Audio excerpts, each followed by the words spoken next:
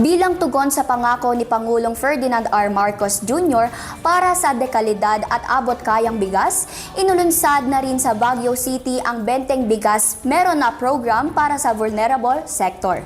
Pagpapalawak pa sa nasabing programa, sinisiguro ng Department of Agriculture si Fresel Lanusa para sa detalye.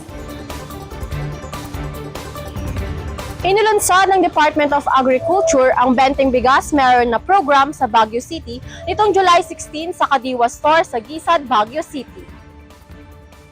750 na individual mula sa vulnerable sector gaya ng senior citizens, person with disabilities at solo parents ang unang nakatanggap ng Benteng Bigas na programa ng gobyerno. Layunin nito na makatulong hindi lamang sa consumers, kundi pati na rin sa mga magsasaka. Tuwang-tuwa po kami at nakarating po dito sa Baguio ang murang bigas. Sana po magtuloy-tuloy po ang bukan kasi kailangan po namin talaga. Ayon kay DA ASEC Genevieve Velicaria Guevara, ang pagbebenta ng Benteng Bigas ay magpapatuloy hanggang 2028 sa pagtatapos ng termino ni Pangulong Marcos Jr. Sa ngayon ay mayroon na tayong 126 Kadiwa store sa Pilipinas na nagbebenta ng P20 Benteng Bigas. Layunin ng pamahalaan na magkaroon ng 1,000 Kadiwa store hanggang sa taong 2028.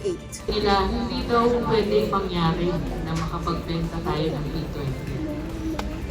Pero dahil po sa pagpupursige natin, kasama po ang iba-ibang ahensya, hindi lang po ng Department of Agriculture, kasama po natin ng NFA, kasama po natin ng NBI, of course kasama namin kayo. Ang Benteng Bigas Meron na program ay isang pangako sa ilalim ng bagong Pilipinas.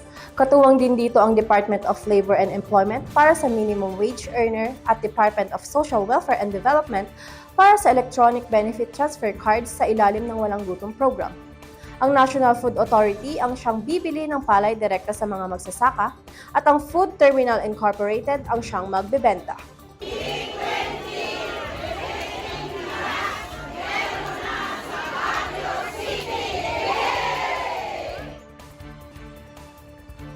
Sa programang ito, abot kamay na ang murang bigas na siyang magpapagaan sa pamumuhay ng bawat Pilipino.